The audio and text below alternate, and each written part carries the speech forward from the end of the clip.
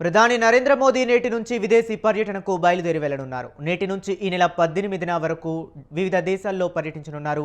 ప్రధాని నరేంద్ర మోదీ ఈ 4 రోజుల్లో ఒమన్, ఇథియోపియా, జోర్దాన్ దేశాల్లో పర్యటించనున్నారు. ఆయా దేశాల్లో ప్రముఖులతో సమావేశమై ఇరు దేశాల మధ్య సత్సంబంధాలపై చర్చించనున్నారు. ద్వైపాక్షిక ఒప్పందాలను కుదుర్చుకున్నారు. ఈ పర్యటనలో ప్రధానంగా భారత ప్రధాని Modi link west policy, Africa initiative లో భాగంగా ఉండనుంది. ఆయా దేశాల ప్రముఖులతో సంప్రదింపులు జరుపుతారు.